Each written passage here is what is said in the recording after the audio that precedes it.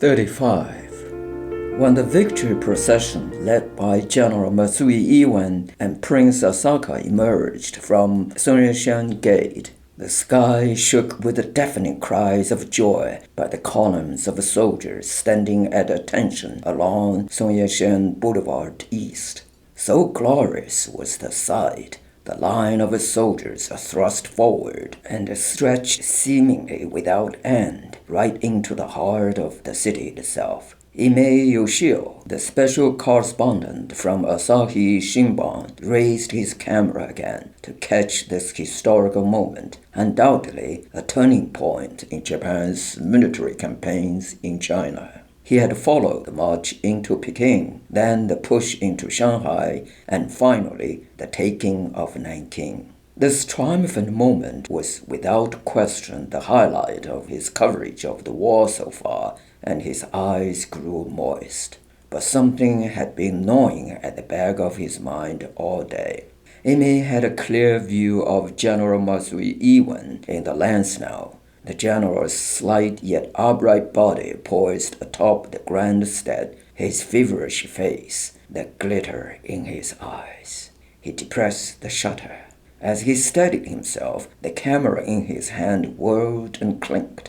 The thing that had been disturbing him suddenly ballooned forth. Dead Chinese, men, women, and children, piled in clearings or open spaces, falling where they had been shot, sprawled along at the base of bullet-ridden city walls, and heaped along the banks of the Yangtze River.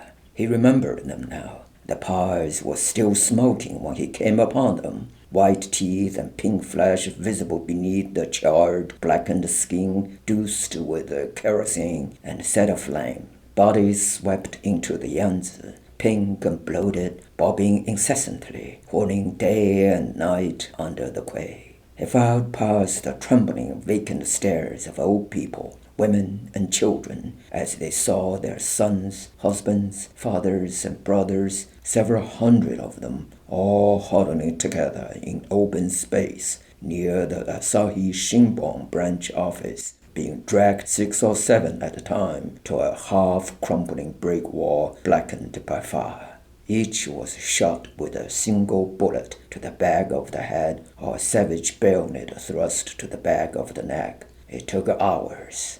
At dawn, he hears the sound of footsteps shuffling along the city street. Dashing out of his room in the Asahi office, he sees a seemingly endless procession of Chinese tied together with ropes and wires, being led by Japanese soldiers.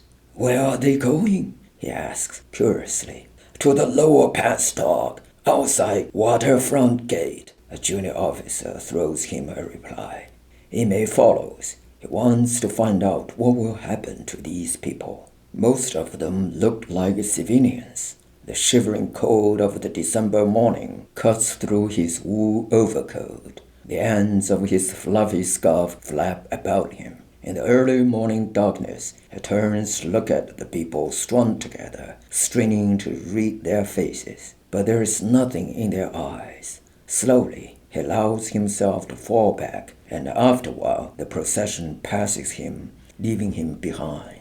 Ymai is about to turn back when the sound of machine guns roaring to life makes him jump up violently and cover his ears. Then he stumbles and falls to the ground.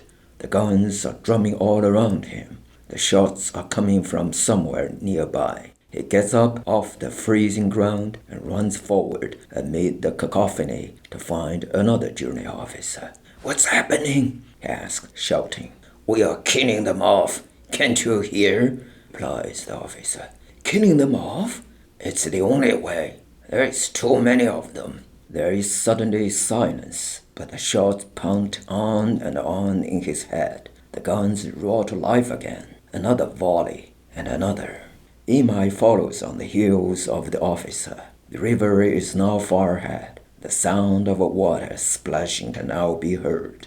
Ymai has his hands over his ears, anticipating the next volley, but the shooting has stopped. They are at the lower pass dock now, past another couple of buildings, and they will be able to see the river. Ymai stops in the still gray morning light, unsure of what his eyes are seeing. The dog is completely buried beneath thousands of twisted, mangled bodies. They rise up from the river, piling up all around the dog. 2 large machine guns are placed up high, overlooking the riverbank. There are several dozen human shapes wandering amid the bodies, grasping lifeless arms and legs and hurling them tumbling end over end into the river below. Slowly, the sun begins to rise.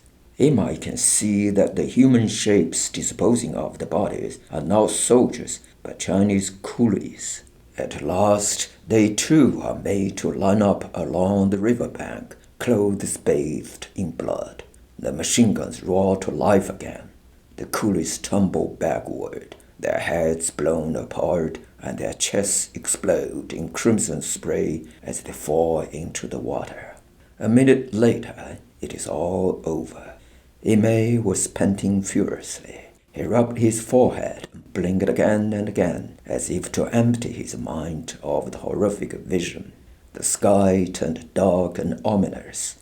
General Iwan and Prince Asaka had passed by already. He had to get to work. Everyone at home would be waiting anxiously for his report. He began to see it come together in his mind.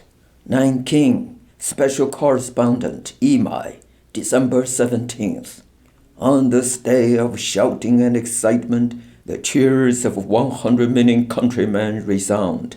Today, the deafening cries of Banzai rising to the top of the city wall are the marvel of the century. Jubilation is breaking out here in a bold, splendid ceremony to celebrate our entrance into the city.